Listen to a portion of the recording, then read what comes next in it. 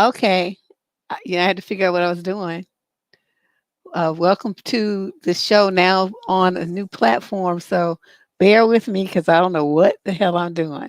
I was fiddling with buttons, but it's not the same as when you're actually on live because then certain features come into play that aren't in play when you're just testing it behind the scenes. So that was one thing I just screwed up. I didn't know how to show myself on the screen after I did the intro. This is funny.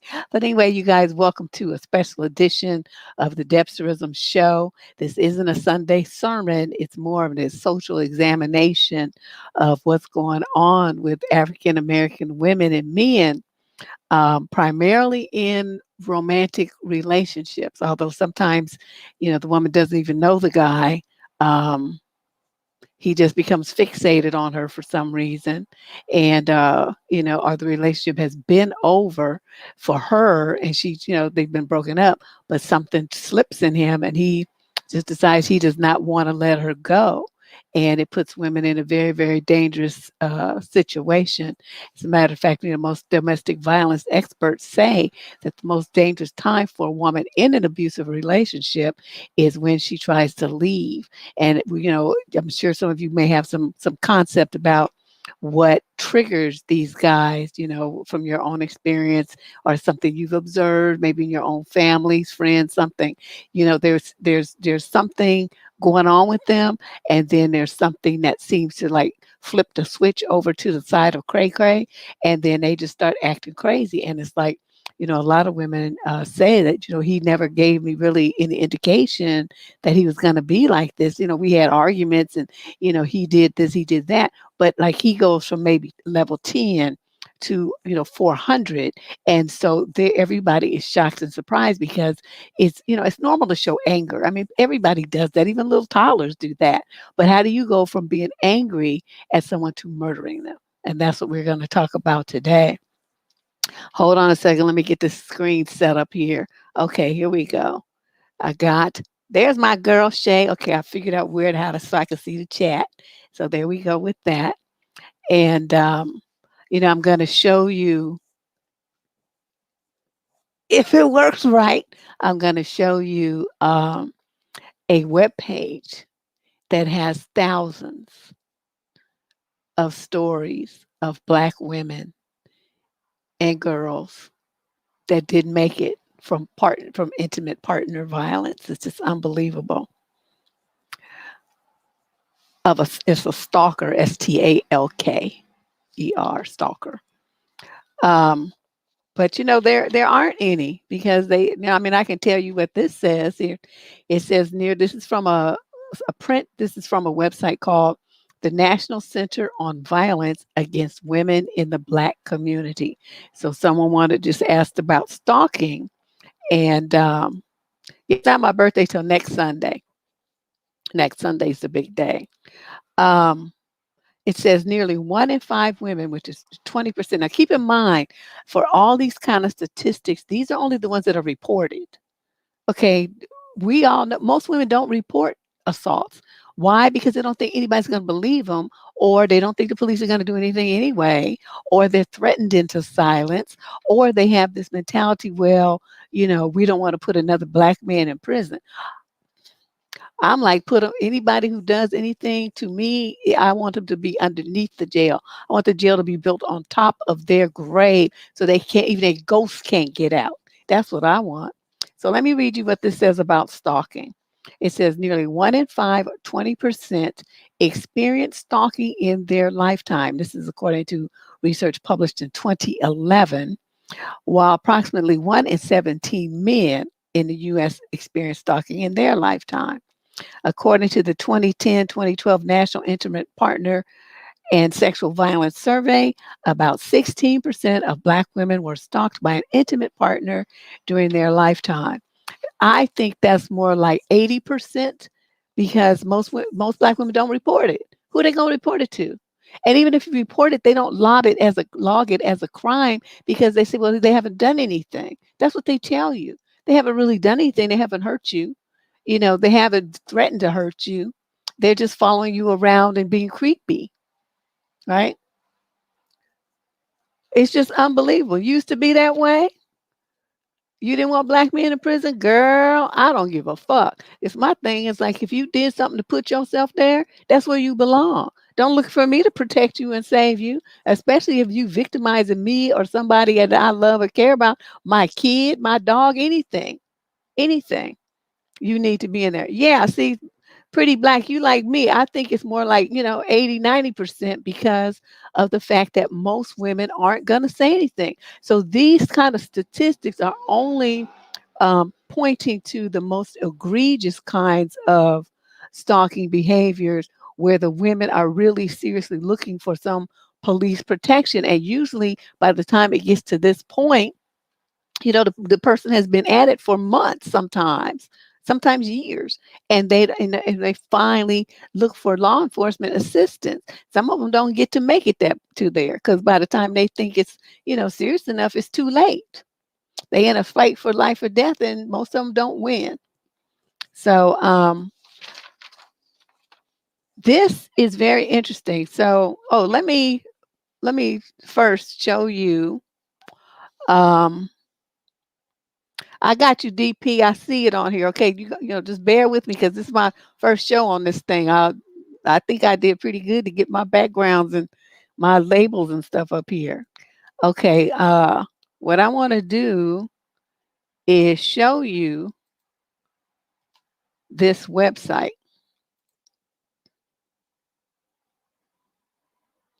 It's called Black Girl Tragic, illuminating a national tragedy through stories that need to be heard. This thing scrolls, and as you scroll down, look at these headlines. 31-year-old mother shot. 29-year-old woman killed. 21-year-old gunned down. 23-year-old dies from being rushed in an Indiana jail. Stabbed. Found dead in the street. Shot dead with a baby in her arms. Shot and killed. Shot in the head. Shot in Hampton, Virginia. Shot in the mass dispute in Georgia. Shot. Shot. Shot. Shot. Husband held. Shot dead. Shot dead. Shot dead. 13-year-old girl shot. Now see how it loads up and it loads even more and more. This goes on forever. Boyfriends and husbands. See, boyfriend arrested, husband suspected, boyfriend arrested. This is the overwhelming theme. And what's really horrible is some of them are the women were pregnant. The women were pregnant by these boyfriends that killed them. And so, this is something that, I'm not in law enforcement at this point. I know some people who work in prisons, but they're not technically like, if you can't have a case or something like that, they're not in that kind of law enforcement, that branch of law enforcement. So I don't even know anybody who, would have been able to come on the show and comment on this. But it's something that I think that we as Black women, especially if you have teenage daughters, you need to get them really alert and aware of what to pay attention to and not to brush violent behaviors under the rug. Because what happens is, these guys, they'll do stuff like they'll start by being controlling. And some girls, the real young ones and older too, misinterpret that kind of stuff as a sign that he cares and loves them and that he's worrying about them, because that's how a lot of guys frame it. Like they want to know where you are. They go to drive you places and pick you up and stuff so you don't be by yourself. Well, really, those are controlling behaviors. They don't want you to be exposed to any other men. But young girls they don't know that, and so they think the guy is just being careful and taking them places and picking them up and not wanting to have to be on the bus and all this kind of stuff. He wants to know where you are at all times. He's going to take you there and he's going to pick you up and he's going to bring you back to your house where your parents are. So he's going to know you ain't dealing with no other man. You ain't going to have time because he's picking you up and he's dropping you off, right? They also don't understand when he starts making comments about their clothes, their hair, their makeup, who their friends are, what time they need to be home, who they can talk to, all that kind of stuff. All of those are controlling behaviors. And the second that a guy starts with that, the second he starts with that, you got to get your daughters to understand that guy has to go. I mean, that the day he does that, the relationship is over. Why is it everybody who wants to be loud on earth is now coming by just because I'm trying to do the show? Yeah, but see, this is what young girls don't know this. And some of them don't know it because their friends are telling them that this is, oh, he must really care about you, girl. Or they've grown up in homes where they've seen this kind of stuff. So to them, this is normalized behavior. They don't even question that it's controlling and abusive behavior because it's all they've known. Are you understand where I'm coming from? So that becomes you as an aunt, as a family friend, as a teacher, a scout leader, a church leader. I mean, whatever role you have in a young girl's life is it's going to be on us to kind of put this kind of information out there and not hide it anymore. That is the problem. So many Black women have this thing where they just want to protect men, and you're protecting these men at the expense of girls. And other women, you don't protect them. They made a choice to do these violent things, to try to be controlling, to try to hurt people and control these women. You don't worry about them. Okay, you make sure the women are aware that what's going on is abuse. I'm telling you, they honestly don't know because it's all they've seen. I have to keep saying that because people like, well, how could she not know? And this is, and they get all indignant about it and stuff. And I'm telling you, it depends on your home of origin and where you grew up. And a lot of these girls that come right here on this channel have been raised in foster care. All they saw was abuse from every single home they went to. Nobody really showed them consistent love and caring. So then here they are, they in their early 20s in a relationship. How do you think they're going to be able to discern this is all they've ever seen now. This is the only way they've ever been treated. How are they supposed to know that this should stop now unless someone pulls their coat and says, baby, I understand that you've been hurt and these are really bad things that you went through, but let's not sign you up for some counseling because you deserve to have a life full of happiness and wholeness and, a man who really loves you, not someone who's going to be victimizing you like you were victimized when you were a kid and you couldn't do anything about it. Now you're an adult and you can. You see what I mean? You got to kind of help them reframe it. So let's talk about dating. Now, I'm going to get you on here in a minute, DP. Let us, okay, bear with me while I figure this out. Okay, how do I do this again? Oh, yeah, over here. Okay. You see a couple on a date, it means there's still courage out there. That takes courage to go on a date for both sides. Two very different kinds of courage. The male courage, traditionally speaking, is that he decided to ask. He went up to a random woman who he has no idea if she's going to like him or not, and he walked up to her, terrifying. Everything in your body's telling you, just go the fuck home and jerk off. Don't do this. But he walked up and said, hi, yes. And she's like, no, give me a second. And you try to get through this membrane of, and then if it works and you say, you want to go out sometime? Sometimes she'll say yes. And if she says yes, that's her courage. And the courage it takes for a woman to say yes is beyond anything I can imagine.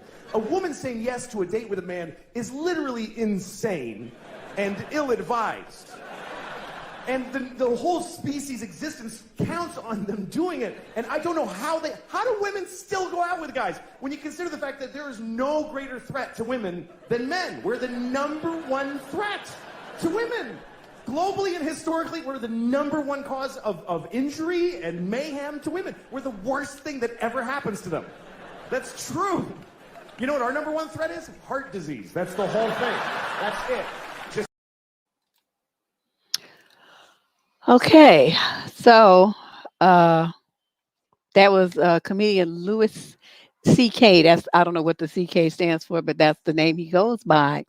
And this is it's a brief excerpt from one of his very famous comedy skits Well, he goes on and talks about a lot more stuff about dating and relationships, but that one part right there, when he made that joke, you could hear everybody uncomfortable laughing in the audience, but like he hit a nerve with that, and that clip went viral. Like it was covered in all kinds of women's magazines, news media outlets, on different television shows. He got a lot of airplay. This was a clip from years and years ago, but I still remember it because it gave you the chills that he could recognize that the very risky behaviors that men have towards women, and yet we haven't come up with any other way to select a partner and continue, as he says, the species, and continue families and communities. Dating is it. That's the only outlet that we have. And so it becomes a problem because of the fact that men are so violent. They're just so violent, and we don't understand why. Let me get okay, I'm gonna try to figure this out, DP. Hold on a second. Uh okay. So you are in here audio only. So when you're ready, just speak up. Hi, Deb. What's up, DP? Hi. Hi, everybody in the chat. It's so good to finally hear your little voice. Thank you. I actually found some other stories after I emailed you. Well, I'm all ears, let you go And then I ahead. thought about one from San Francisco because you said the one that someone mentioned I think, on the community board. Right. She said somewhere in the Bay Area, though. I think she wasn't exactly sure which Yeah, city but it happened in. I remembered another one that happened in San Francisco though, but the girl didn't end up dead, but it was terrible. Go So ahead, share. this was, I think, I want to say it was like 2015 or 2016. I remember reading about it in a paper, and it was in San Francisco, and it was in the Bayview, and this girl had been dating this dude, and they had went to the laundromat, and they lived up the street from the laundromat.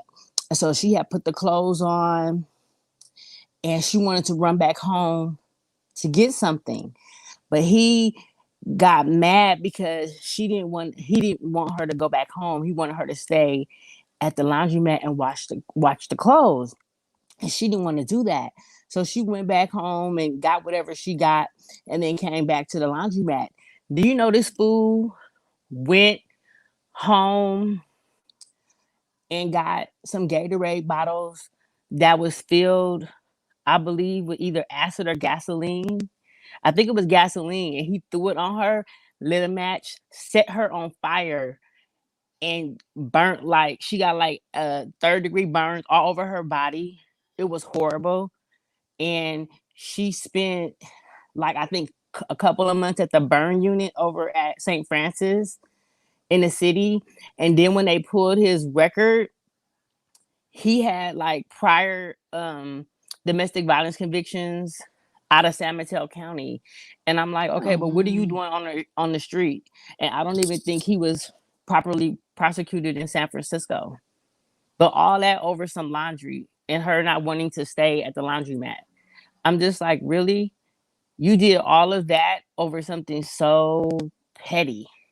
Well, see, but it's not the laundry. It's the fact that she defied him. Exactly. And trying to She did not control. do what he told her to do. Right. And it's a problem. Yeah. It's just sad.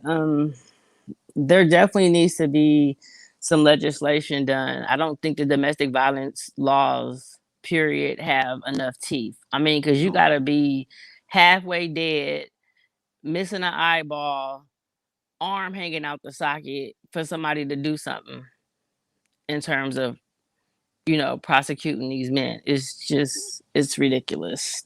It's very ridiculous. It's really, Um, I don't, you start to think it's like they need to form some kind of special task force, to handle these kind of stuff because the regular police don't seem to have enough training to know how to deal with it. They tend to since most of them are men, they sympathize with the man. They're like, if I wouldn't want to be in prison, and they're not looking at, okay, what if this guy did that to your mama, your sister, your daughter? Think of it that way and stop putting yourself in his shoes. Put your the people that you love, the women you love, in the victim's shoes. And I think if they could even make that one mental leap, they would have a lot more prosecutions of this stuff. But it's Right. just as long as they're men in charge of it, they always going to seem to side with the perpetrator.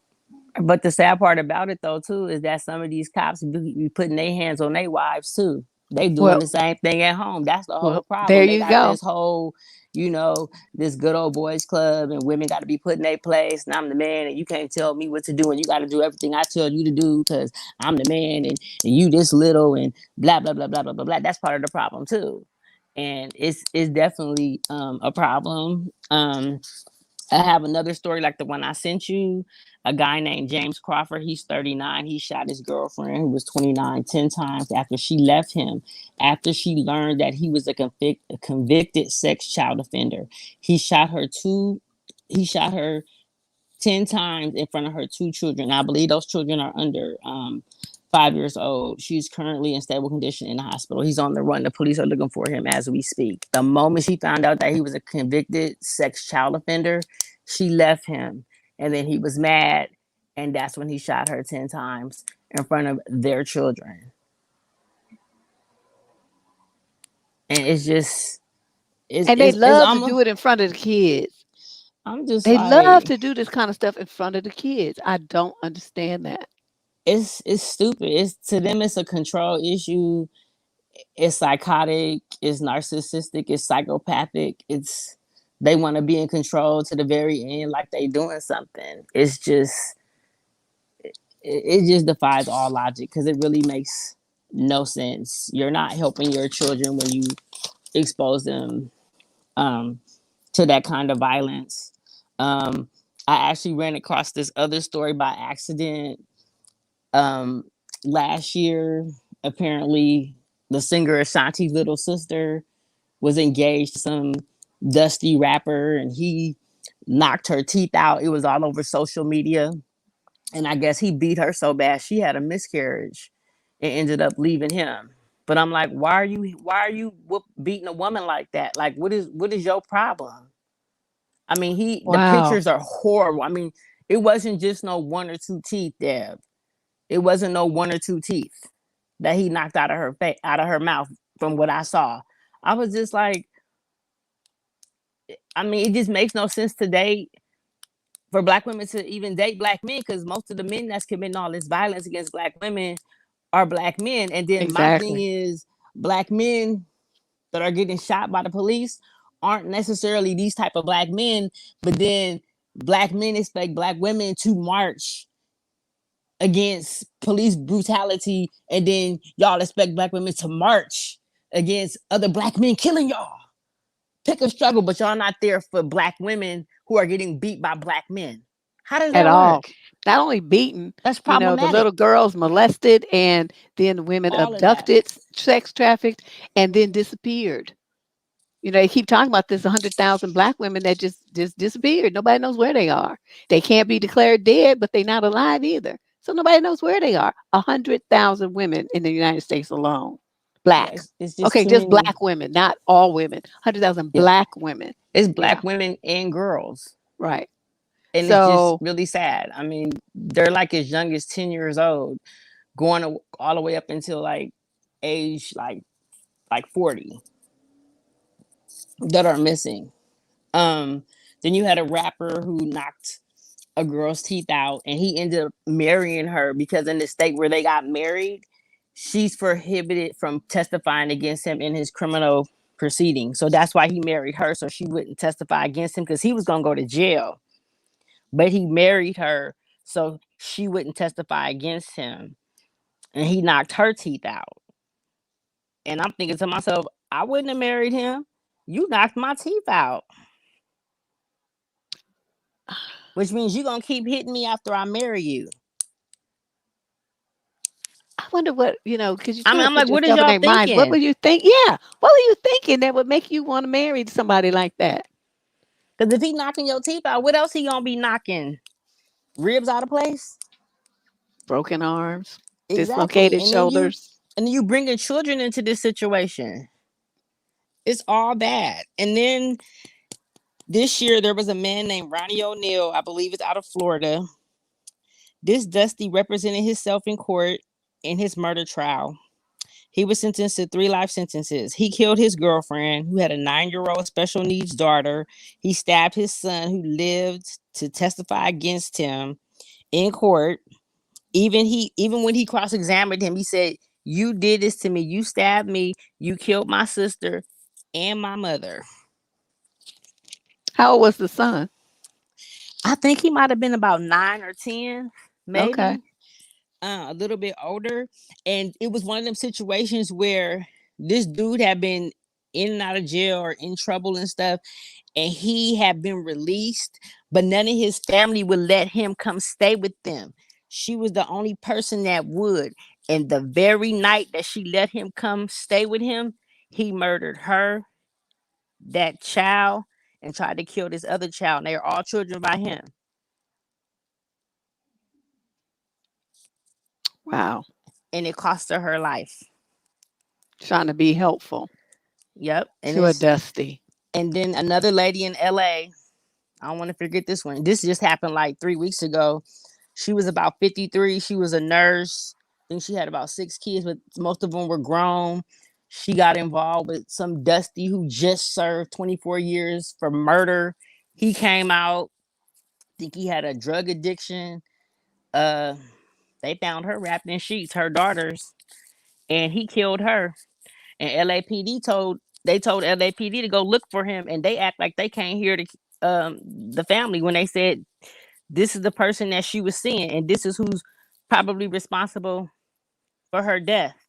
But she was at the top of her class in the nursing program. She was working full time and going to the nursing program full time, and now she's dead. And they believe that he did it. And this is why you never help a man, because all these men coming out of prison, why he wasn't paroled to a halfway house? Exactly. Men supposed to be helping these men. Social services. Why y'all always trying to go to a woman? Go to a man. Go to a church. Go to a halfway house. Stop going to these women to help you. That's their job to help you, not a woman. They have whole groups on Facebook. I didn't know this. Somebody wrote me and told me there's whole groups on Facebook of women who are dating and who married while they were in prison, not before they were in there. They married them in prison, and so these women get together and commiserate about their life as the woman of a convict, Yeah, it's and called the like changes Prison they go through. Wives. Oh, you've seen it? Yeah, it's crazy. I mean, because my dad had like a prison ministry or whatever. And I remember he was trying to get me involved to like help them. He was like, "Well, you have your degrees and you can help." And I was like, "No," because somebody gonna say, "The Lord said you're gonna be my wife," and all this stuff. I was like, "No, no, no, no, no, no, no, no, no, no, no, no, no. I'm not helping none of y'all. Leave me alone. I don't want to be bothered because this is a pimp game, and y'all gonna switch it up when y'all get out, and you're not gonna be putting your hands on me. You're not gonna be running the streets. You're not gonna be having heifers driving my car in my house, doing all that when you get out. No, no, Right. no, we're not doing that. But Yeah, I don't think women should ever do that prison ministry stuff. They should all be men. Men going exactly. into men's prisons, women going into women's prisons. And that's how it should be, because it puts women who go in there trying to be helpful and promote the word of the law and all this old stuff, it puts them at too much risk. And they are not ready for those kind of games that those master criminals be running, because Yeah, they they had their straight head in the narcs. Bible all this time. They don't know nothing. They don't have no They street straight, but they smarts straight snort narcs too. Straight narcs. The women ain't ready for that. They don't know what at that all. is. It's like you about to get played like Lotto, and you're not ready. It Girl. was sad. I was like, I'm not doing it, because, and then somebody had commented on somebody else's like YouTube like thing and was like, because I had responded to something about a prison thing, and somebody was like, "Oh well, success stories come out of prison. They're not all bad," and I was just like, um. You can let those men come in your house and probably molest or rape your sons and daughters and then come back and tell me something, because that's exactly what's going to happen. Okay? Because That is what I'm happened. not doing that. We're not doing that. You can do that if you want to. I don't know where they get this soft I don't idea that they need understand to that help idea. everybody. I don't That's get not it. our job. We pay too much money here in California, specifically in taxes, to be doing all this for these men. They're getting more education than the kids that's actually in the free world. The elementary school, junior high school kids, they put more money into the more education money funds into the prison programs than they do for the kids in the free world that ain't criminals. That's criminal. And that's a crying shame. You're right. That's terrible. Well, I'm gonna mute your mic, but you can unmute yourself. You have anything else you want to say? Just feel free because I know you probably got a lot more stories than I do. Let's talk about this. I remember you guys. What was this guy's name? Ray Rice. Remember that thing? Ray Rice. This is a picture that was circulated widely all over the internet. Let me get that up closer. Uh, at the newscast, this is the guy who was had beat her down in an elevator, as I recall, in New Jersey casino. It says, and he was a football player who got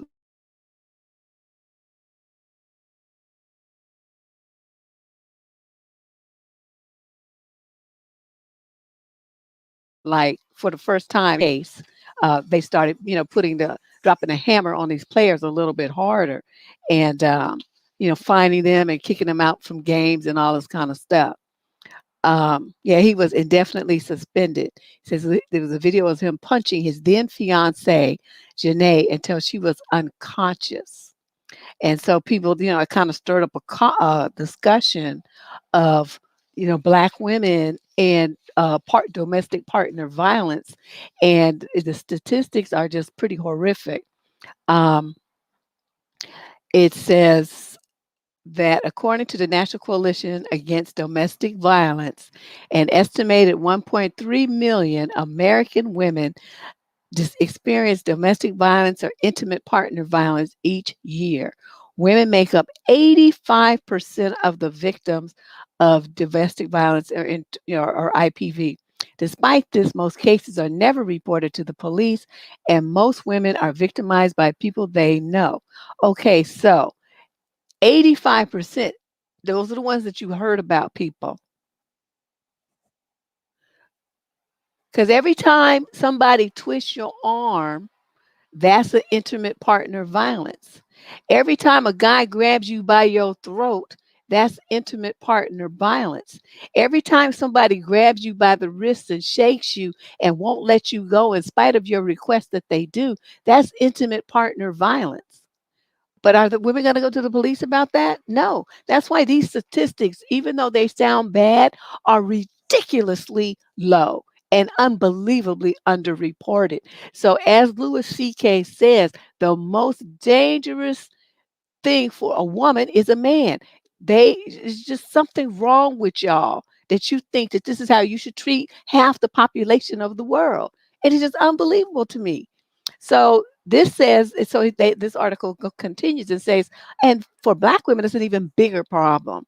Black women are almost 3 times as likely to experience death as a result of domestic violence slash intimate partner violence, which I'm going to say DV slash IPV for abbreviation purposes, than white women. Okay, let's do that. So there's one more time. 3 times as likely to experience death as a result of DV slash IPV than a white woman. 3 times death.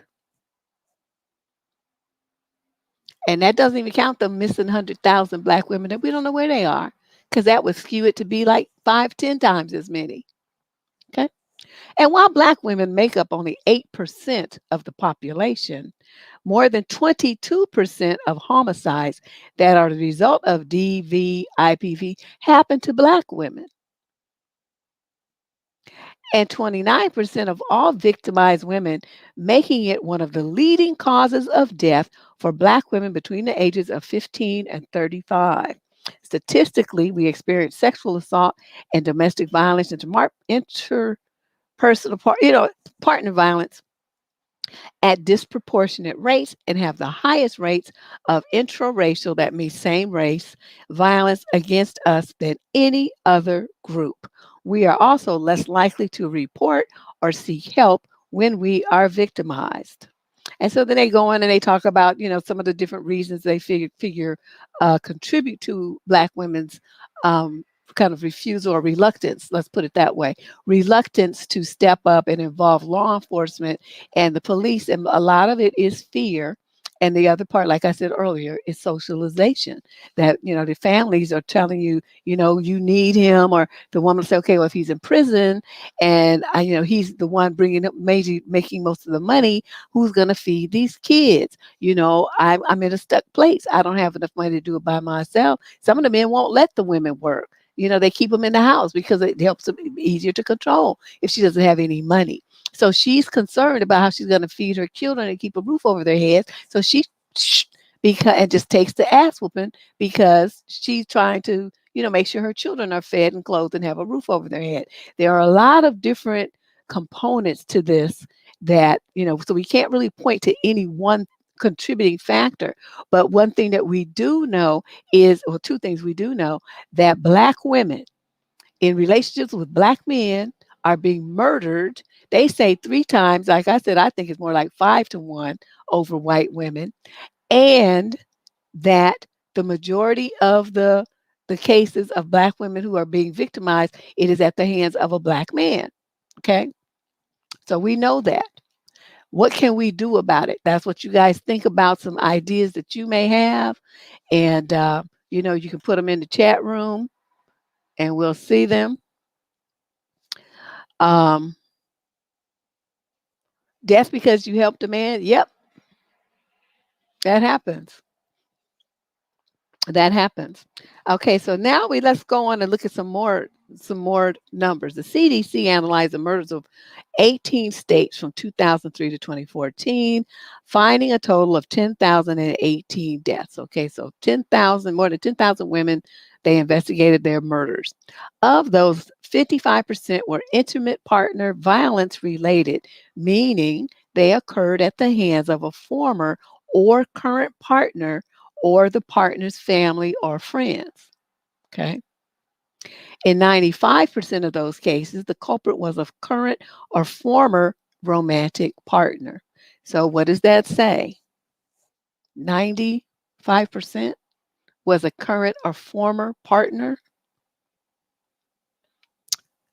What does that mean to us ladies? That means that every time you go out on a date, like Louis C.K. said, you taking your life in your hands. Every time you want to be in a relationship, it's a risk that you might not make it out of it alive. That's what they're saying. This is some scary shit. I'm telling you, this is just wild. Okay, this report also bucks the quote stranger in dark alley narrative common to televised crime dramas. Strangers perpetrated only 16% of all female homicides, fewer than acquaintances, and just slightly more than parents. About a third of the time, the couple had argued right before the homicide took place, and about 12% of those deaths were associated with jealousy. The majority of the victims were under the age of 40, and 15% were pregnant. About 54% were gun deaths. Black women were most likely to die by homicide of any other race of women at 4.4 deaths per 100,000, followed by Native American, Hispanics, and finally whites and Asians. A far smaller percentage of men, around 5 to 7%, were killed by intimate partners. And they say intimate partners, people shouldn't automatically think that means it's a woman, because a lot of men are gay, bi, this and that. So they're being killed by other men too. Okay, not just women. So I want people to understand that. All right. To reduce domestic violence, the CDC report recommends better bystander training and screening in doctors' offices. They've shown, the study have shown that the abuser's possession of a gun greatly increases the risk of female homicide. And they're supposed to have all these things where felons, people convicted felons, can't have possession of a gun. But of course, we all know they go down to the corner and they get one, hot gun from somewhere, and so they have them just because they have a record. I mean, they can't get them legally, where they get a license and all of that. But that doesn't mean that there's nothing in this world that's going to stop them from getting a gun. And in some states, the laws are, okay, so you can't, if you once you're convicted, you can't get a gun. But if you already had the gun, they let you keep it. Isn't that interesting? They let you keep it. So here you are, you are violent, you done beat some woman's ass, threatened her, whatever, stalked her and stuff. And okay, so you got convicted for that, but you already had a whole weapons arsenal, rifles, shotguns, and handguns. You get to keep all of them in some states. So I'm looking at, it's just very, very risky. I don't even know. Yeah, stupid Tisha. I agree with you. But again, who's running these things? Men. Men are running these governmental agencies and these police forces and all this stuff. And they're identifying more with the male just because he's a male, that bros before hoes mentality. They identify with the men more than they do the female victims. They don't care about the women as much as they do the men, not being falsely accused and all this kind of stuff. And I don't think they do a really good job of investigating a lot of these cases. Yeah, firearms are used in 54% of all female homicides. Compared to all the racial groups, Black women are most commonly killed by firearms, which we saw on this page. Remember this? The Black girl tragic page? How many, fatally shot in Houston, gunned down inside apartment, shot in Walmart parking disputes, shot to death in Compton, shot while driving with her two kids, shot dead behind the wheel in DC, shot dead in murder suicide, shot dead in South Carolina on the street, fatally shot in Pennsylvania, found in a suitcase in North Carolina, but she had been shot too. Shot dead while her infant's in the car, shot dead at a party, shot in the head in Atlanta, a baby, 7 years old. Look at all these beautiful women. This lady here, Siobhan Mitchell, she was in an abusive relationship. I'm going to click on this and see what it says. Was shot by the man she was in an abusive relationship with. And the police got his ass. They killed him. So he won't be doing that to anybody else. But, she was trying to handle it peacefully. She was trying to distance herself from this guy in the pandemic when things turned deadly. And a lot of these women, they have children by these guys. Is there anything that we can do to, I'm not saying that that's, the sole factor, but I'm thinking that in a lot of the cases, if we can convince young girls to stop, not to have the babies by these dudes, because there's two things that seem to trigger them.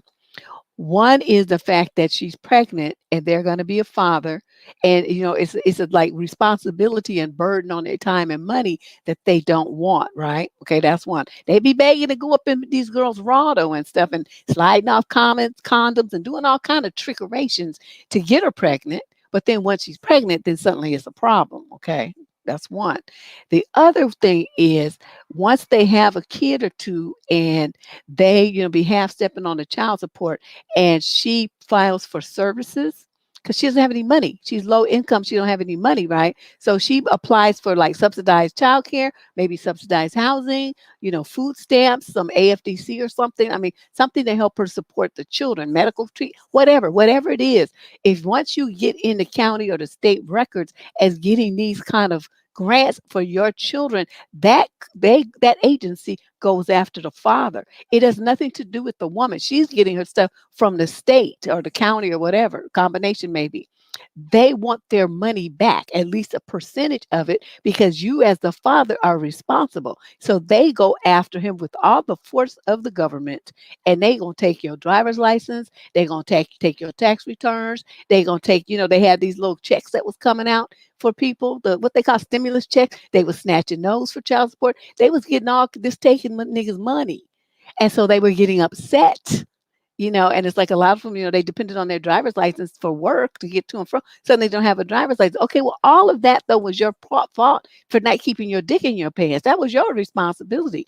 But they don't want to do that, so they blamed her for them being in the situation that they're in, and they get so bitter and enraged about it. That's when they start coming after your daughter, coming after your granddaughter, coming after you. So, to me, one of the ways that we can help ourselves to mitigate this kind of risk, ladies, is to not have children by men that you are not married to. Just shut it down. Shut it down. Because, you read through these things, very few of them said ex husband. They were all boyfriends and baby daddies. Okay. And the women who, the kids things, those were baby daddies. They were not husbands, ex husbands, not fiancés. Okay. Boyfriends and baby daddies. So if you don't have a baby daddy, you've, reduced your risk a lot right there. Yeah. We got to push birth control to these young girls. So, when I do my shows, I like to talk about the issues, the social issues, and the impact.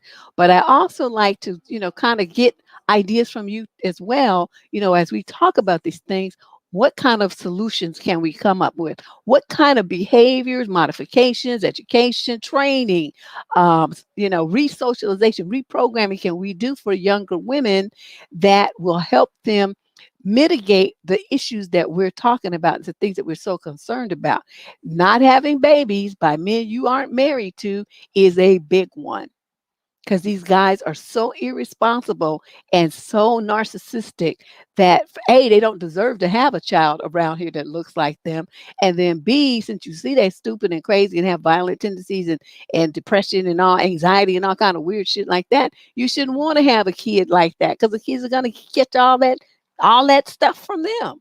So, you get, don't, we got to start getting girls to pay more attention to, the kind of dudes that they're involved with, and teach them how to vet and what things are risk, red flags, and to pay more attention to those and not brush them under the rug. If he says this to you, if he says that to you, if he tries to get you to do this, if he tried to get you to that, if he, presents this, any kind of weird stuff goes on, your daughters, we have to teach them that this is not tolerant behavior that should be tolerated, and to get themselves away from that dude as quickly as possible. It's nice too if you have relatives in other states that, dude don't know about. In the middle of the night, I don't care if you have to do a GoFundMe to get the money, get you and your kids on a bus and go stay with that them relatives for a few months if you can, because we don't know what their financial situation is, but as long as you can type, which most people can, you got to type at least 40 words a minute, you can get a job doing temp work. Okay, just go to a temporary agency. You might only be working as a clerk or whatever, but as long as you can type or do data entry or anything like that, you can always work. Okay, you can always work. You know how to use Microsoft Word, Microsoft Excel. If you don't know how, get yourself online and learn how. If you have those kind of skills under your belt, you can go anywhere in this world and you can work. Okay, and that's important for a woman who might be in a situation like this, right? And those companies, they're hiring too, and they're nationwide. The Postal Service, Amazon, UPS, all these other little Whole Foods, the food delivery. They're, the Dash, what they call it, DoorDash, and all of them, Ubers and stuff. I mean, they're always looking for people. You have to have a car, I guess, in most of those instances. But like I said, if you don't have all that and you just want to be able to get some work, you can always find work doing word processing, typing, that kind of stuff. Data entry, customer service, that kind of basic stuff. You're not going to make no grand theft money, but you will be able to work in the new location where you have established yourself. Okay. And this is good. This is what you have to do. Sometimes you just have to, don't be having all this pride about, well, he ain't going to drive me out my house. Get your ass on a plane, train, boat, something, anything smoking, and get out of Dodge and just put some space between you. You can do this the easiest when you don't have kids by him. Because, see, once you do that, then you got to, he has to know where his kids are. That's the law. So if you got him on the birth certificate, and he been having visitation and all this kind of stuff, then you have to tell him where you taking the kids. And then the kids, what's the point of leaving then? Because he's just gonna have a new address where you gonna be. That's why you don't have kids by him. So when you want to leave, you just leave and you can disappear. Just like, disappear. And he don't never need to know where you are.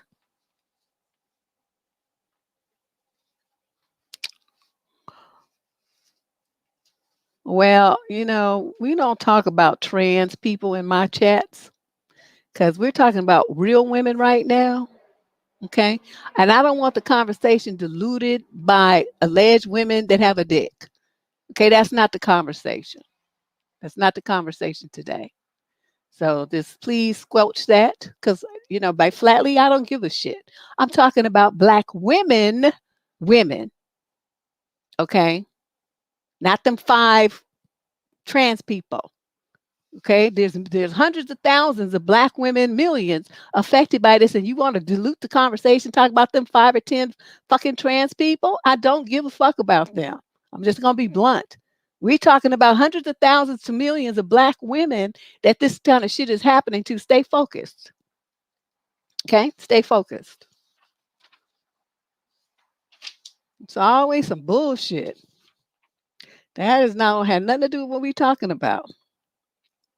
Now let's talk about sexual assault.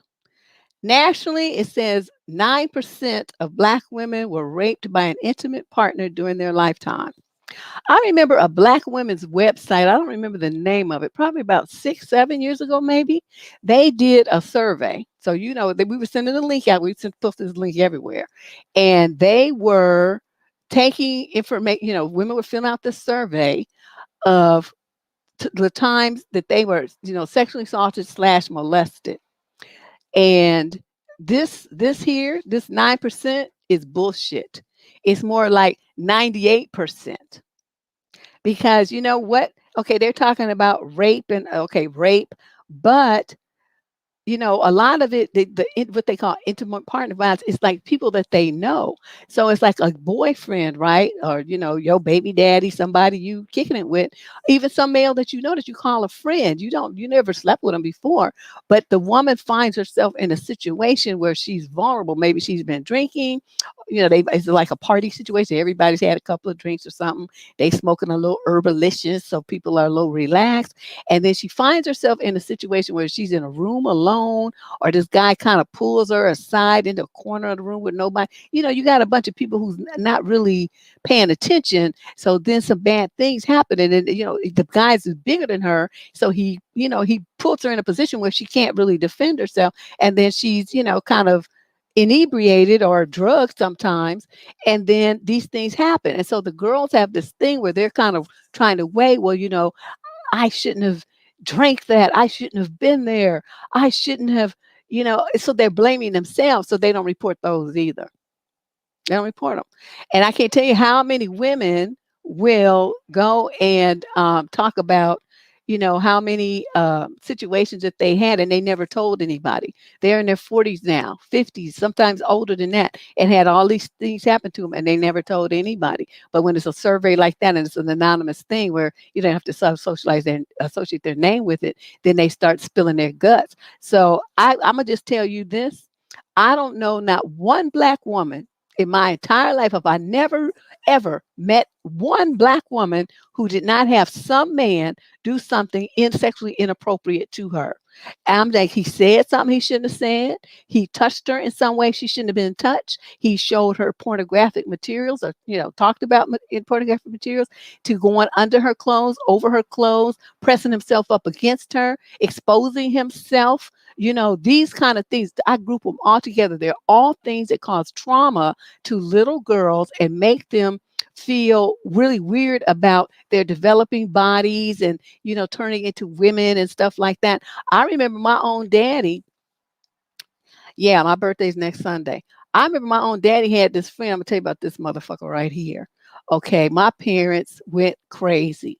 Now, my parents used to have a lot of parties. They had a big circle of friends and they used to have parties, but we had like a big two-story house. So when they would have the parties, would be downstairs and all the kids would have to stay upstairs. Some of their friends would even bring their kids and we'd just all be upstairs together playing games. They would bring us popcorn and food and, sodas. We had a TV, we had a ping pong table up there. We would just have like our own little kiddie party, but we all knew to stay our asses upstairs.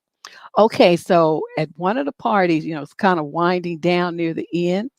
And this guy who had been my father's friend since he was a teenager got to talking about some young girl he had seen somewhere or something. I don't know.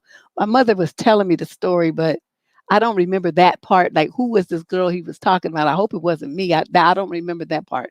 But I do remember his phrase was, my mother said, he said, to out in this group of people who were some parents, and he had daughters too. If they old enough to bleed, they're old enough to breed. That's what he said. My daddy jumped up and commenced to beating his ass. My mother and some of the other people had to pull him off a dude. He beat his ass right in our house. Then he threw him out, had his kids come, because, we all sleep now. He got his kids, gave him his kids, and was like, bye, motherfucker. And that was the last time we saw him. I will never forget that as long as I live. Because the scuffling and the and the boop boop, and the furniture bumping around. Because my daddy, dude, was trying to get away, and I'm telling you, my father was strong. This is the man who used to he could put a refrigerator on his back and carry it up a flight of stairs. His legs were crazy strong. The man was just crazy strong, and he was mad. So the mad with the crazy strong, he was beating dude's ass. Dude was all kinds of fucked up, but he knew he wasn't gonna go say nothing to the police about getting assaulted because they would be like, "Why?" And so my father would have told him what he said with all these little girls upstairs, all these people's daughters. And he, like I said, he had two daughters of his own at that point. So, made me always wonder after that, well, what happened in that household? Because the mother was kind of sheepish. So if he was very domineering type of dude. And I could just see if he did something to them girls, she wouldn't have said nothing. She wouldn't have spoke up. She wouldn't have defended him or anything. She was the scary type. Whereas I would have busted my husband upside the head with something and just brain spattered everywhere and wouldn't have gave a fuck. But, not all women are like that. A lot of them are very intimidated and very afraid, especially women who grew up, in an environment where that kind of stuff, like I said, was normalized and to be expected. They don't really get as angry and disgusted about it as other people do. They don't even see it sometimes. So I was like, I'll never forget that as long as I live. Ooh, my daddy tore him up. It was just terrible. So, you remember that phrase on a rap song? Oh, well, this was, I'm very old. And I was probably about 11, 12 when this happened. So, this was a long, long 30 something years ago. So that's why I'm Deb, saying can this. I chime in? Yeah, girl, help yourself. I just had a conversation with somebody stupid about that because I think I sent you that article about the chick that met the guy on Tinder. Did you see that story?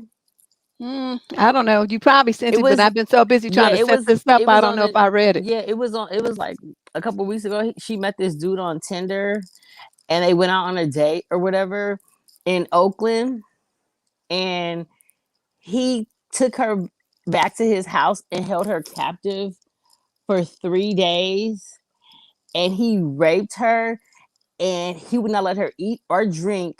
And when he left and got in his van, it was in Maxwell Park off of Foothill. And as soon as he left in his van, she managed to get out and go across the street to a neighbor. And it was like a busy street and nobody would help her but this one man. And then the guy saw that she left and he kept going up and down the street in his van, and he had got arrested. Apparently she was 25. and she was from Richmond. But then the DA let him go because they didn't file charges within 72 hours. And I was talking to a friend about this, and she was like, "Oh, well, it wasn't that long ago where men were marrying girls at 14 and 15 years old." I'm like, okay, but we're not in that time anymore. So I don't give a damn what they were doing there. You weren't born. I wasn't born. No one cares. And then she was like, well, in certain cultures, certain religious beliefs, when girls bleed as early as 8 and 9, men are allowed to should have access to those girls. I was like, do you understand how stupid you are? And you're saying this? So you're basically advocating for men to have sex with little girls, and you're supposed to be older and more mature. She sounds stupid as hell. I She hope a you cut damn ties with boomer. her. Yeah, because I'm like, you stupid. I was like, I hope no little girl ever come. And you supposed to be a mentor and stuff. I hope no little girls ever come to you and tell them anything serious in regards to being molested or some man trying to do something to them, because you're going to try to blame them and gaslight them into thinking that they did something wrong to deserve it, because a man's desire to sexually want a child is more important than protecting that child. I That's tell you, retarded. I can't with women like that. I'm like, y'all retarded. It's something wrong with y'all. those are the kind of That's not men that normal need to be thinking. disappeared. Or they You need to know, have their stuff lopped off.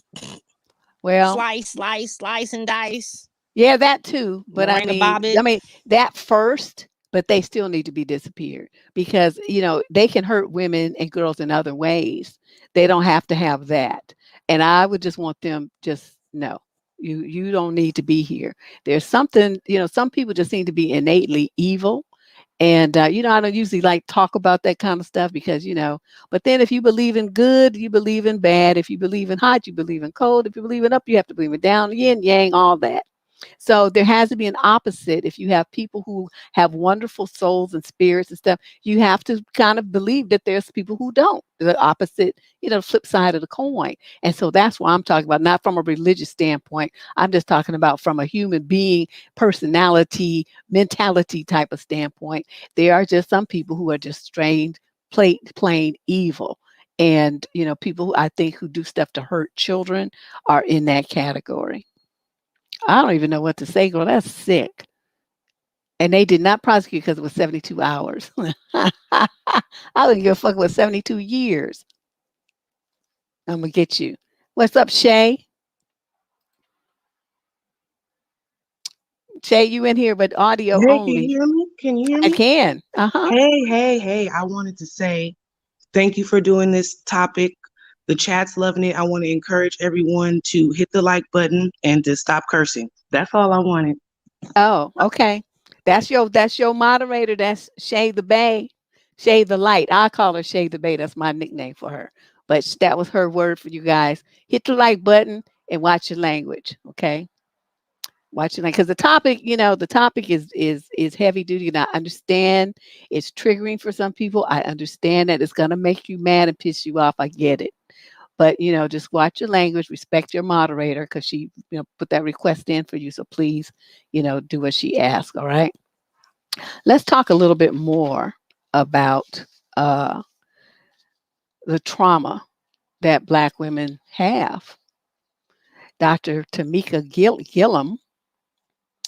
Um, it talks about trauma, and I think this is one of the things why we really promote that African Americans stop this mentality where you can pray away your problems, or you could just shake it off, or it's not that bad and all this kind of stuff. When these kind of things happen to you, especially as a young person, those incidents cause trauma.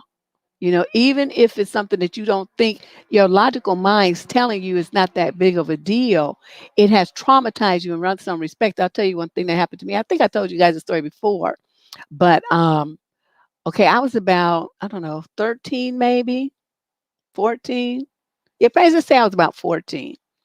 And I used to get off this bus from high school and I would go, let's see, cross, one, two, and then the third block was a block from my house. Okay, so it's 3 blocks from, that's all I had to walk was 3 blocks. And they weren't even long blocks, they were short blocks.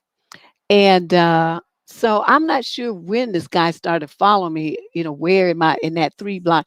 But by the time I got to the block right before my house where I turned onto my street, this older white guy in this car was following me. Now, I have to admit, in my neighborhood, it was close to what used to be called the Hayes Valley area, which at that time was, it had like prostitutes and stuff over there. It was, you know, like Pimp Central. And this was about maybe 5 or 6 blocks from where we lived. But where we lived was nice, families and all this stuff. But if you kept going that way, you would see some action. Okay, so I don't know this guy. Here I am carrying school books though. You know what I mean? I'm not dressed like a hooker. I'm dressed like a kid in jeans. Okay, so I'm coming down the street, right? And this guy was yelling the most profane things that he wanted to do to my body. Old, ugly ass white man. He had in this big car, and he had his the window down, on the passenger side. So there was like the parked car, and then I'm on the sidewalk and he's here. So there was that between us, but he was shouting and he, telling me all what he wanted to do to me and making comments about my body and all this kind of stuff, right? So I'm 14. I didn't know what to do. I had never had nobody do anything like that to me. So I'm walking to the house and I didn't even think to start breaking into a run. I was just still walking my same pace, but I had started crying because the stuff he was saying was so awful. And my father was in the basement of our house, and he had like a workbench, saws, and all that kind of stuff down there. And he had this big leather tool belt rather, that he had like a variety of hammers, and he had pockets for nails and screws and stuff, and screwdrivers and whatnot, all these things hanging on this tool belt. So he knew what time I got home from school. So he was standing, outside of the basement on the sidewalk in the driveway part, looking in the direction that I'm supposed to be coming from. And so he sees, he's waving and stuff. And then as I get closer, he sees, that I'm crying and stuff. And he could hear the man saying all this stuff. And the guy was so busy, so fixated on me, he didn't even notice my father, right? My father saw me crying. He looked at that man, and then he reached in there and he took out. Now they had these kind of hammers. Let me see if I can draw a picture of it right quick. Do I have a blank piece of paper?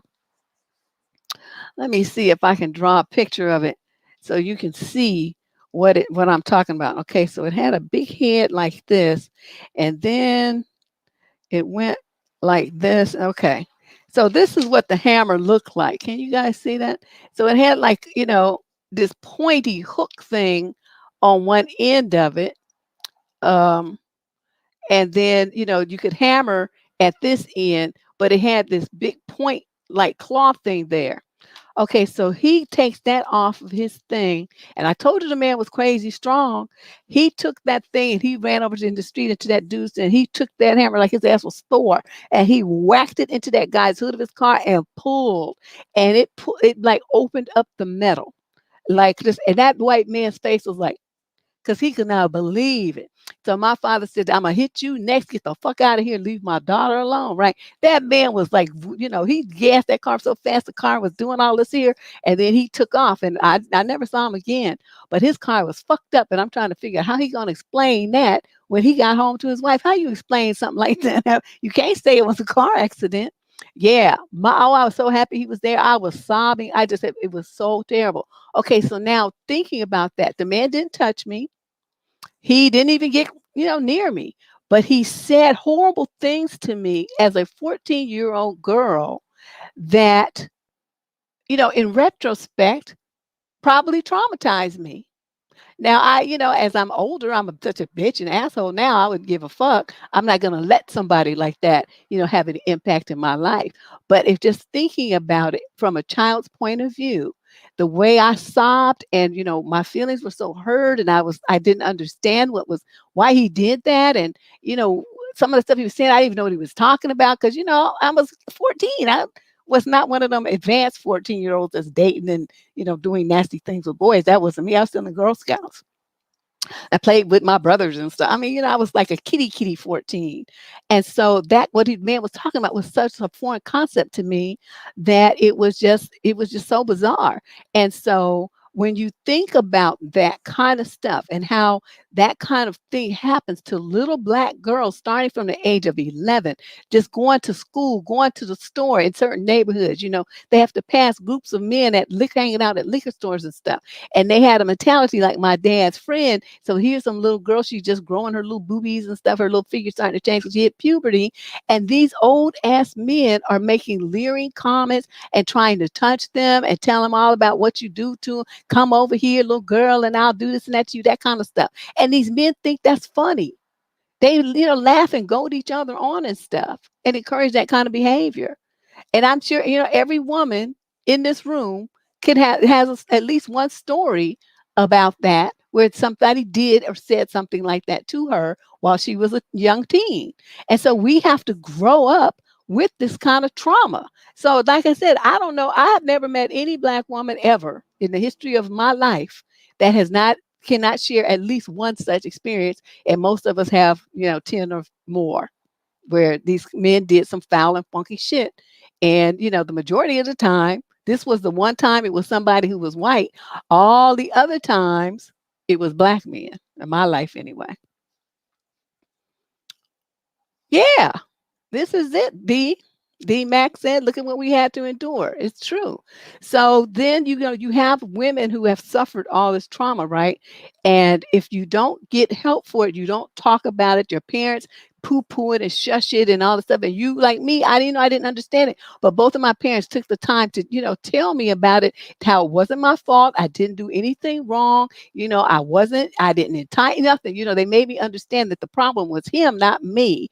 And that I was fine and this and that. So after that, my brothers had to meet me at the bus stop. It was like this whole big deal. But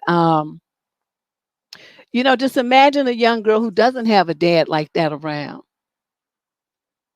who doesn't have big brothers that's going to step up and, protect her while she's walking to and fro.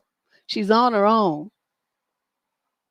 Or sometimes it's the people, like my dad is the protector, but what if he was the victimizer? What you gonna do? You're a kid. Where you going? So, you have all these women who are mature adults now in their 20s and 30s with all of this stuff inside. How are you going to have a healthy relationship? How are you going to be able to pick a man who's not going to re-victimize and re-traumatize you like you were traumatized and victimized as a child? And without therapy, it's damn near impossible. You know what I mean? So that's why I try to advocate that women, if you don't have the money to afford a one-on-one therapist, look for some group counseling, because then you can, there'll be other women in the group, that are going through the same thing that you're going through, and you all can support and encourage and learn from each other. It's a wonderful like bonding experience, and it helps you feel it's like a safe space for you to work these things out. I highly recommend group. If you have a good group leader, you can make some major progress in a short period of time, because of the mass number of this massive support that you get in the group. Let me see, what else do I have over here? Let me read you a story that came in. I had a couple of things that came in on the advice column. I did not put them in the column because I wanted to save them for the show. Okay, here's one. She says, last year, my boyfriend and I had kind of a falling out, but now we work things out. A few weekends ago, he told me that he thought up plans to either kill me and the person I was dating at the time. He also told me he kept something personal of mine and stalked me during that time as well. He's telling her this now that they're back together, right? They're working things out. I haven't stopped thinking about it, and I'm kind of afraid to leave him now. We've recently bought a car together, and I feel sort of stuck now. I love him and care about him, but what he told me scares the hell out of me. I don't know what else to do at this point. In case you need to know, I'm in my mid-20s and he's in his early 30s. Okay, the car that we bought is for me, but he's my co-signer. So they bought a car together, and that's now she feels stuck. What do I always tell you all about buying stuff with boyfriends? Repeat after me. Do not do it. You don't buy no car. You're not buying no dog. You're not buying no plant. You're not buying no house. You're not buying shit with somebody that you are not married to. Nothing. Not even a package of bubble gum do you go half in with someone that you are not married to. You buy your pack of gum and you let him buy his pack of gum. You let him buy his plant that he likes and you buy your plant that you like. That's how you do it. This is, but this is the kind of stuff. Yeah, I just want to gotta say that on every show. And on every show because we get these letters too much. I say this every show, but still women do it. It just drives me crazy. But this guy, what she doesn't understand is he told her that for a reason, right? He told her that to intimidate her and to scare her. Now, how would I have handled that? I'm an asshole. It's like, well, plans to kill me or the person I was dating and this and that. I said, well, let me tell you how that goes. You eat my food, you eat the food I cook. I think I could get away with killing you a lot faster and easier than you could do me. And I could make it look like an accident. I could make it look like I don't know that I had nothing to do with it. But guess what? Your monkey ass would be dead too. Or, you don't know who I know. So, I'm gonna put the word out now that this was something you was thinking about. So it's gonna be a whole bunch of thug niggas looking for your ass. Should anything happen to me, you won't last 5 minutes, motherfucker. Let's just make it be known. Stuff like that. I'm not going to let them say stuff that's going to try to intimidate me because I'm going to intimidate you back. I'm going to have you looking over your shoulder. I'm going to have you sleeping with one eye open. I'm going to have you driving down the street scared. Like, driving 10 and 2 and being very alert because, somebody might roll up on you and shoot you through your window. You just never know. You just never know who I know and what they might do, thinking that they're protecting me from you. So this is the kind of thing, but she's only in her mid-20s, so maybe she don't have that kind of game. And she's not a hood rat. And so she doesn't come up with that kind of stuff, real quickly. And but I'm telling you, lady, you dealing with these motherfuckers out here, you better get some game and you better get it quick. I mean, I don't know, I'm just an asshole. And I don't mind being called one, because I feel like if you're gonna be trying to make me scared, I'm gonna make you scared too. Let's be scared together. And this main thing is that they know you. I know me. I have a lot of relatives who've been in and out of prison. They crazy. They love me though. So it's the kind of thing like I said, what you call him? This dude, he's this and that. Send us a picture. Picture sent. What's he drive? Car picture sent. Where you live at now? Car address sent. And then that's when the watching begins. So dude better not be jumping sideways. You know what I mean? Okay, so here's another one. Let's look at this letter right here. I rejected a guy that I met on a dating app a few weeks ago, and this is a message he sent me after finding me on social media, and it honestly scares me. Okay, we had 2 dates in total. We talked to each other for about 2 weeks.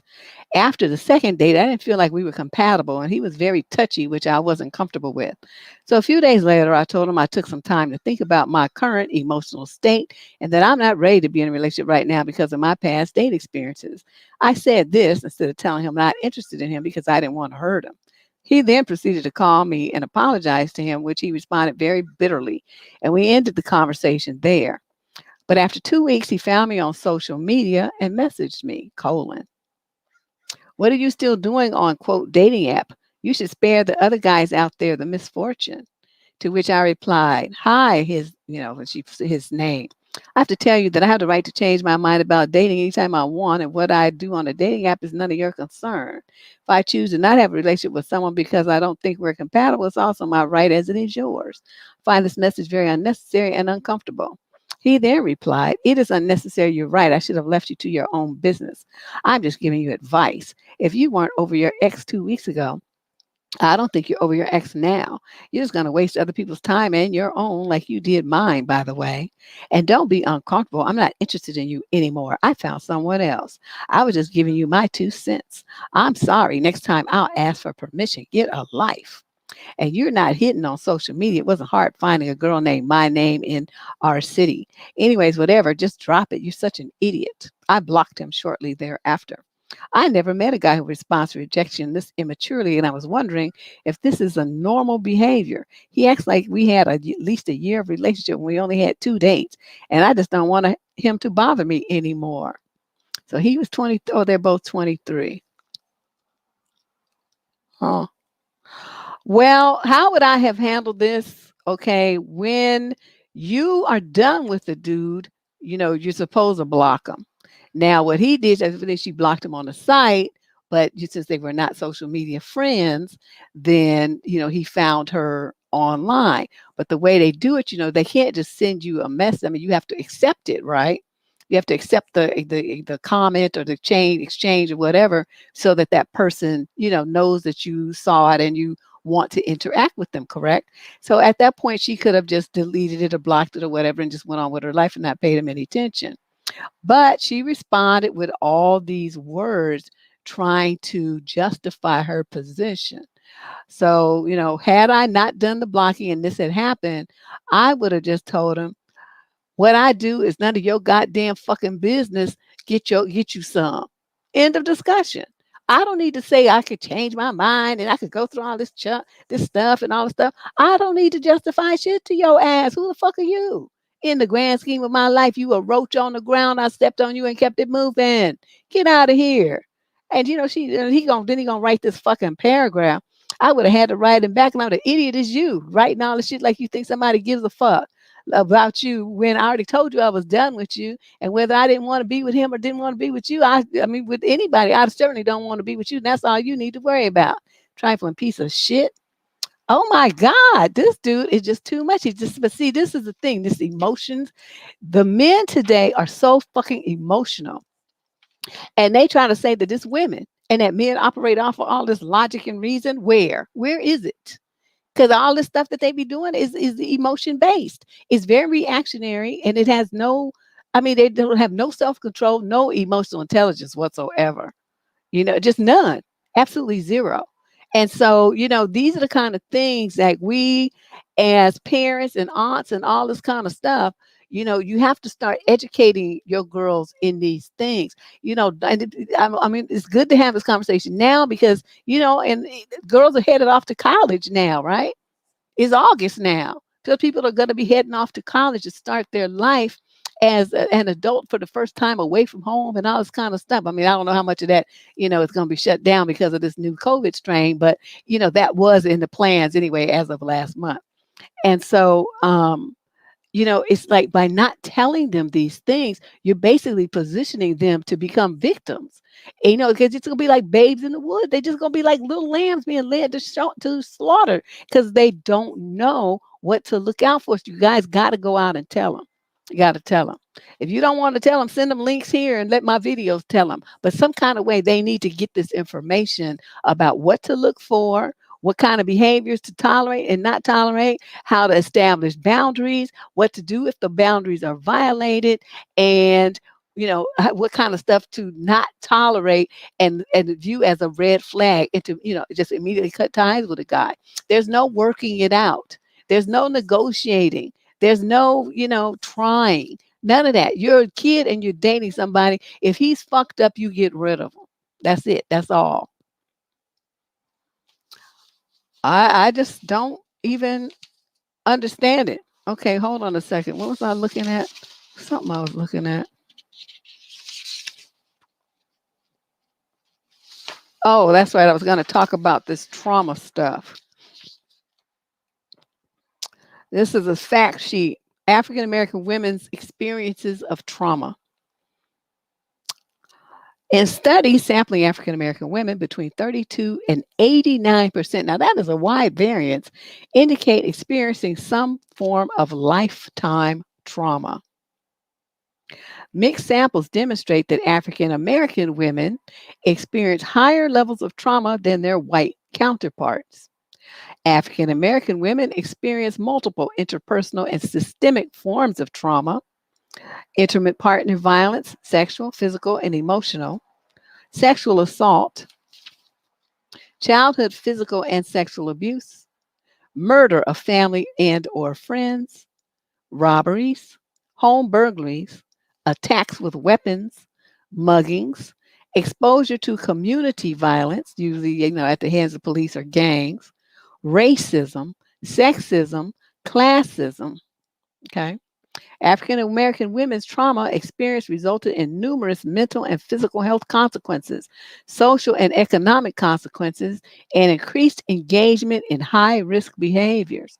So then this list is depression, post traumatic stress disorder, suicidal behavior, tobacco use, alcohol abuse, crack and cocaine use, increased engagement in high risk behavior, sexual behavior, loss of custody of children, eating disorders, premature ruptures of membranes, and longer maternal hospital stays for pregnant women, avoidance of routine preventative care such as pap smears, pelvic exams, and breast exams, food insecurity and poor mental health, hunger of the body and hunger of the mind, and future victimization.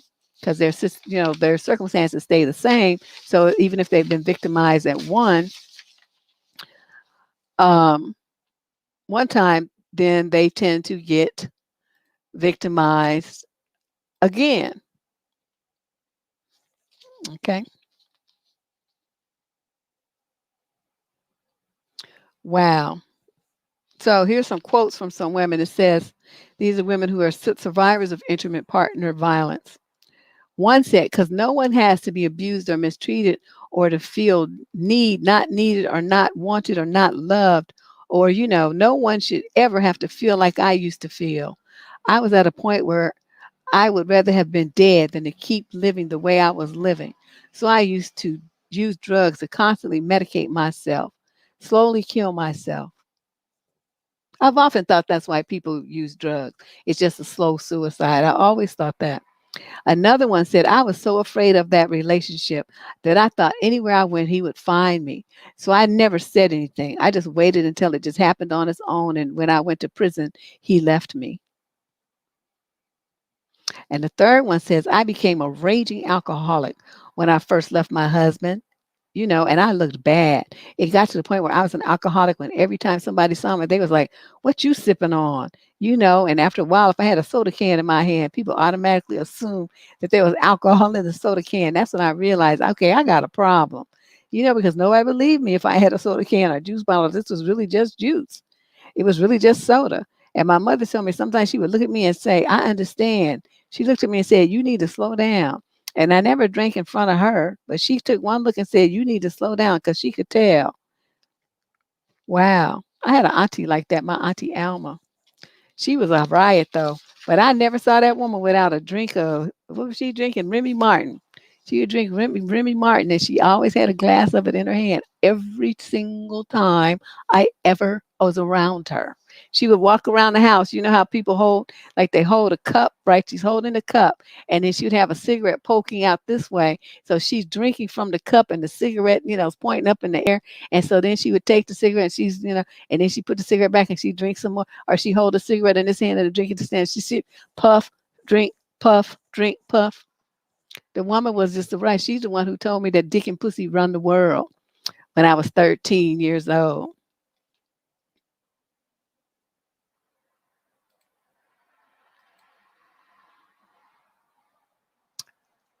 Okay. I just saw uh one, two. All right. Yeah, Shay, if you see anybody clowning, just feel free to just block them. Don't even uh be nice. Just block them. So from the whole channel. Because it's like, after the situation with Zoom last week, my patience for trolls is underground. I'm like, get you a fucking life. Do something with yourself intelligent. Go get a second job or something. Do something that makes some goddamn sense instead of trolling people online like you little fucking retard. I just don't understand it. And then they want to have people respect them and stuff. Never. Not in this lifetime or the next will you get my respect. Um, oh, these are Oh, these are, I don't know what that is. That must have got separated from something else. Okay, then I found this article, and they're trying to look at why men are so violent. This is by a guy named Jesse Prince, PhD. Um, and he's like, are men warriors by nature? History, not evolution, may explain male violence. He says it will not have gone unnoticed that men are more violent than women. Men perpetrate 90% of the world's homicide and start 100% of the wars. But why? And so then he goes on and says the men are biologically programmed to form coalitions that aggress against neighbors, and they do so in order to get women, either by force or by procuring resources that would make them more desirable. The male warrior hypothesis is alluring because it makes sense of male violence, but is looked at with dubious interpretation of the science. And so he's talking about how that's kind of, shaky explanation. But he basically says men who hold power will fight to keep it, and men who find themselves without economic resources feel entitled to acquire things by force. And this is when women, abusive women, and children coming into play, right? Because, usually the men, although, with this Me Too movement, we saw that that's not always 100% the case. But, usually the men that have, resources, like they have they're handsome, they have a nice body, they have money, they have education. So they're articulate, they know how to speak well, they know how to present themselves well. They're professionally employed. So they're making, $200,000-$300,000 a year. They're not wanting for anything. Their bills are all paid. They don't have to commit crimes to get, to make sure ends meet, where some little hood rat might. They do commit crimes though sometimes because they're just greedy, but it's not because they're needy, like somebody who is unemployed and there's no food in their refrigerator. Okay, well, he might be committing a crime because he wants to feed his kids or himself, and he doesn't have any money to do it. So he's going to go out and rob, snatch a purse, mug somebody on the street, break it, do a B&E somewhere. He's going to do something like that to get the money. So what they're saying is that, that men who have the power will fight to keep it, and those who find themselves without economic resources will feel entitled to acquire things by force if they see no other way. So this becomes an issue where they want to acquire things from women that, these we have the high value and the low value men. The low value men don't have anything. These are what I call the mouth breathers that live in their mother's basement. They're like misshapen and stupid, and they're like that type. And they're undesirable. No woman wants them. So they complain because they can't get a woman. So what they will try to do is, get together in groups and strong arm women. Those are the ones who, do the egregious behaviors to women, drug them, abduct them, do all kind of crazy stuff because they know in no other world will they ever get a woman. So they do it by force. Then you have the guys who just get off on the power. Some of them are good looking and do have money and all that stuff, but they still do those kinds of things because they just get off on it. They just like, seeing people be victimized and cry and all this kind of stuff. I don't know. They're disturbed. Yeah, you're right, Diana. Them T-Rex aren't dudes. Yeah, no, can't do it. But one thing that really bothers me, um, that says the authors cite a disturbing study in which men endorse war after being primed with a picture of an attractive woman, which suggests that male violence has a sexual motive. But the link between sex and violence may derive from the fact that sex is often coercive in male dominant societies. People understand what coercive means. Coercive means it's not direct force. It's not like you say, you know, I don't know, you lock a woman in a room or something, and then, in a cage and all that, and you go in and you do what you want to her, then you leave her in there. Okay, that's forced. Coercive is where, say you're at a party or you're in some room or something, and so the guy comes into the room where you are and he blocks the door. So you can't get out. of that room. And he says, now he doesn't touch you. This is all words. If you don't do such and such, I'm not going to let you out. It could be his car, it could be a house, it could be a office building, it could be an elevator, I mean, whatever. You're in some, this is just an example. You're in a small enclosed space that you cannot escape unless you give him what he wants. Or he'll say something like, well, I'm not going to, unless you give me what I want, I'm not going to let you eat, because he has all the food locked up in the refrigerator under lock and key. And you can't get it. You don't have any money, right? Because he's made sure you're not working. You don't have any money. And so, you need to eat the food that's in the house. But if he's got the food locked up and until you do what he wants you to do, he's not going to give you the food. That's coercion as well. So coercion now has been classified by the Department of Justice here in the United States as rape. So a guy just feels like well, she consented. No, she consented under coercive situation where she was at fear for her life or fear for her freedom. You denied her those things until she gave you what you want. That is rape, because you didn't let her make a free choice. You put her in a situation where she had, in order to get her freedom, she was, pretty much forced to do what you wanted her to do. Okay, so that's a rape charge, my brothers. Look it up so you understand. It's on the Department of Justice website. And look for the federal definition of a rape.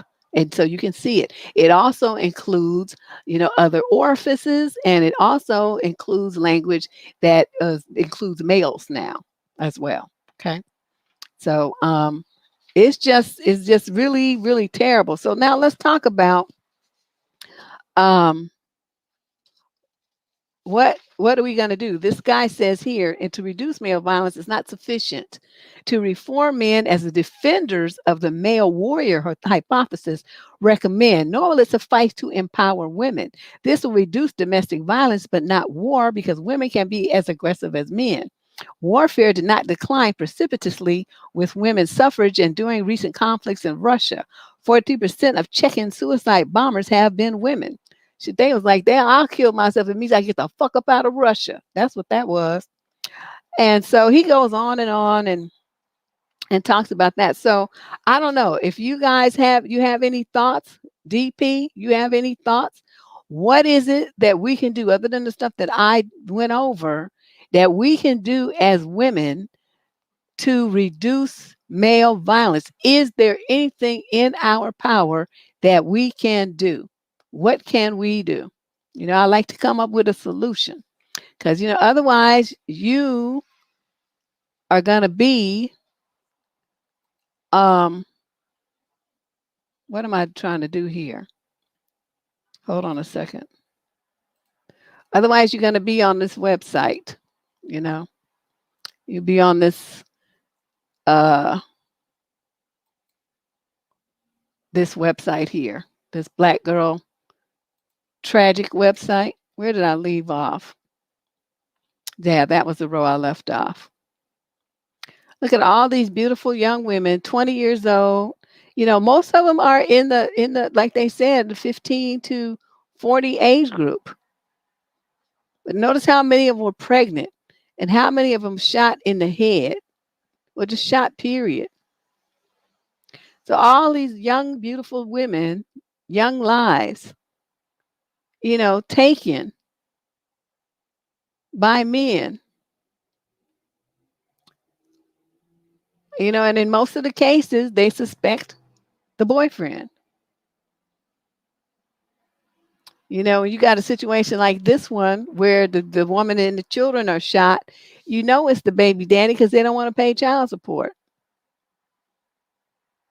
So you see this, like, you can go on this web page and perhaps read some of these, but I'm telling you, as you scroll down, it just goes on and on and on.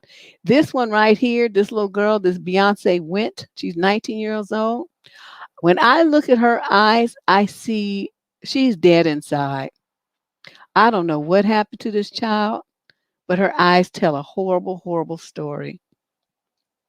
It just made my heart drop to see someone who only 19 years old, who already looks so defeated. So, hurt and used. But look at all these women. I'm telling you, this goes on and on and on and on.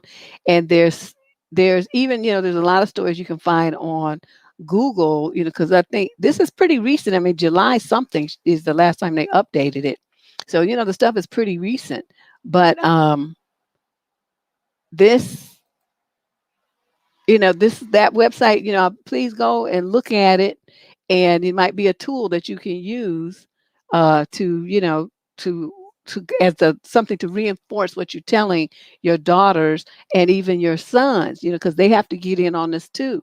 We as parents and elders in our families, we have to do something, not just alert the girls like this guy says. It's not enough to teach men not to be violent or to teach women how to handle it. It has to be a double pronged approach. So as the young men in your family, you see them overreacting emotionally to things, especially to rejection or wanting to call girls vicious names because they didn't get what they wanted from them and stuff. You're supposed to shut that shit down pronto. You don't just get that like, boys will be boys, or, it's no big deal kind of thing. It is a big deal. It's a very much a big deal. Your son, your nephew, your grandson, your little brother is having an attitude like that. You need to check them, because otherwise they're going to end up with their girlfriend on this webpage, and your son, your brother, your little cousin, whatever, is going to be behind bars for the rest of his life, if not shot dead by the police.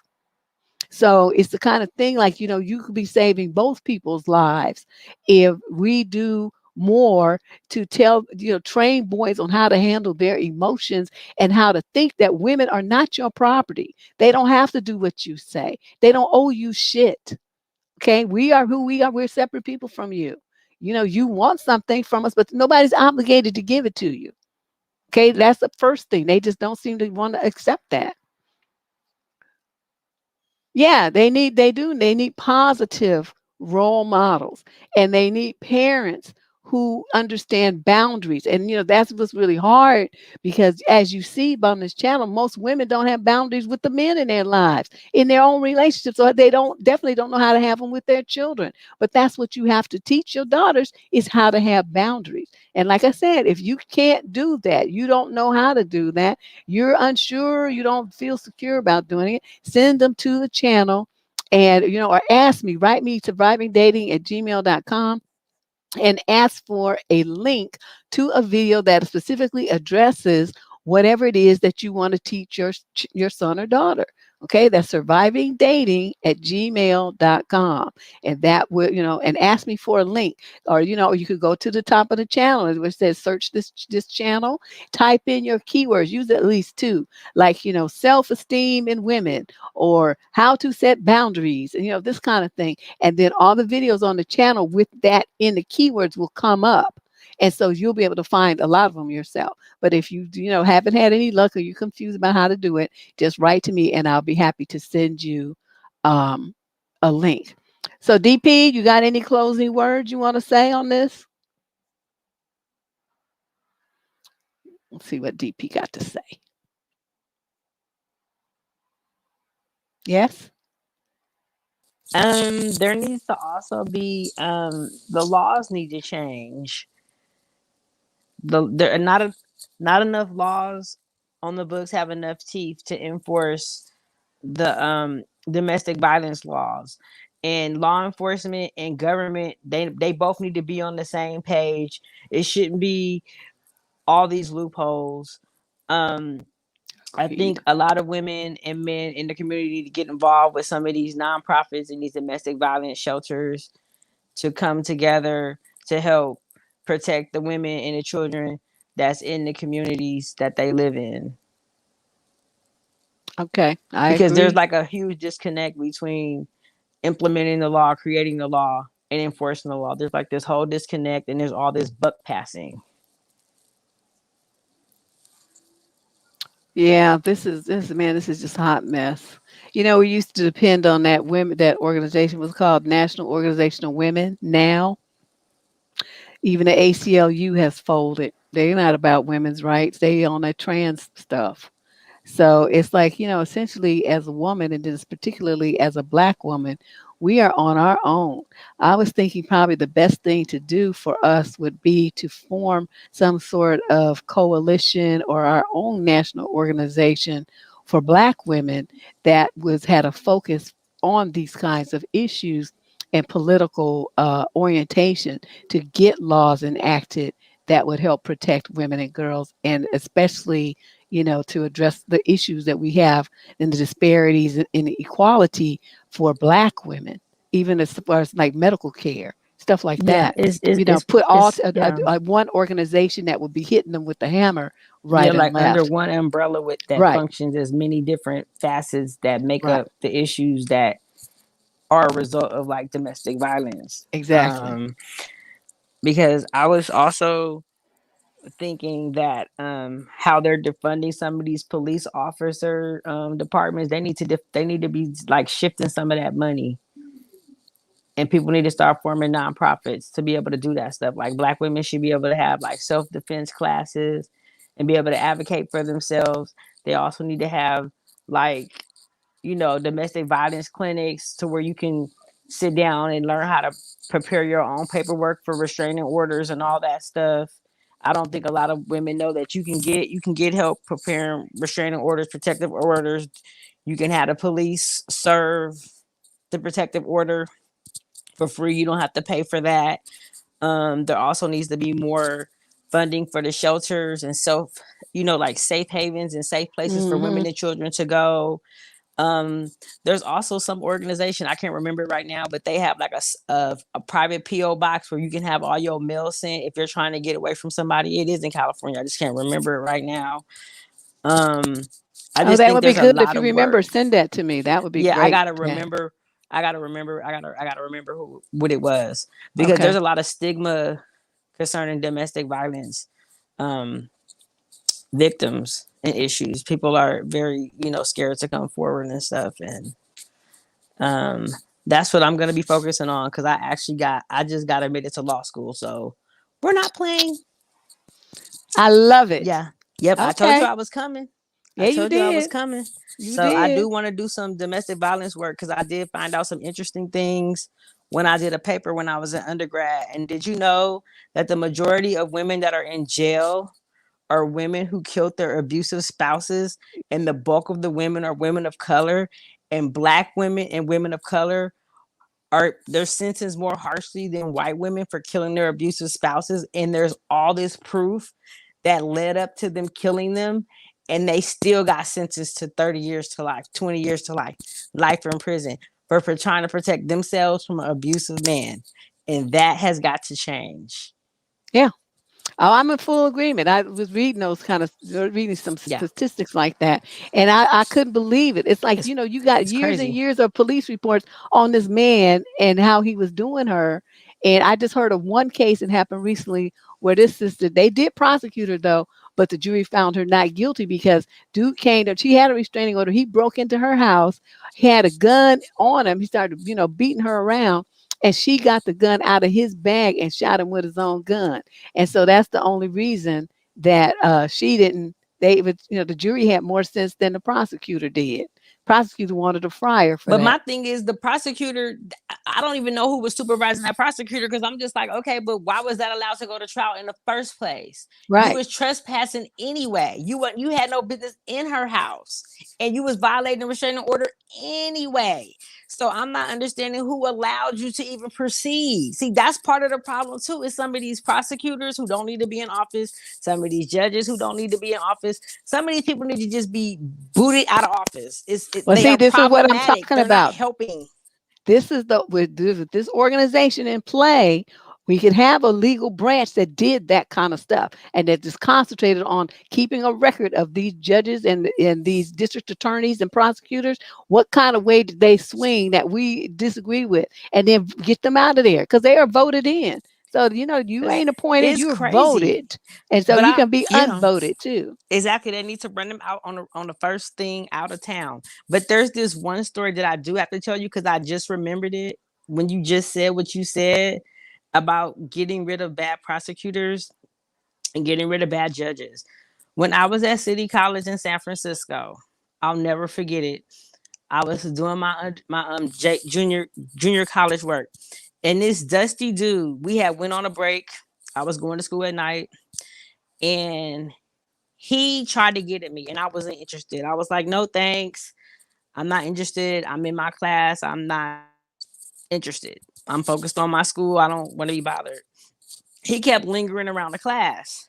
And he was even interrupting the class by peeking through the door because it was hot and they had the doors open when class resumed. And he kept on. So the teacher and the students start getting uncomfortable. So they called the campus police. Do you know they found a knife on him? It was like a 6-inch blade. And they arrested him. And so he was waiting for you to come out to class? Exactly. And he was hanging around the women's bathroom. And I was like, I'm not trying to go nowhere with you. I kept telling him I was not interested. I don't want to talk to you. Guess who the district attorney was when that happened? What, Shapiro? No. Who? Kamala Harris. She sent me a letter saying that she did not have enough evidence to prosecute him. I held on to that letter until she got elected as vice president. I held on to that letter. I was like, what you mean you don't have enough evidence to prosecute him? He was holding a concealed weapon because you can have a knife legally in California, but it can't be more than 4 inches. Oh, and then at a campus. Yes. You was on the college campus. You weren't supposed to have a concealed weapon anyway. It was terrible. Wow. That's the kind of stuff I'm talking about. Yeah, people like bullshit. That, and then they go around bothering, harassing women. And then people end up hurt, raped, dead. I never forgot that. It was terrible.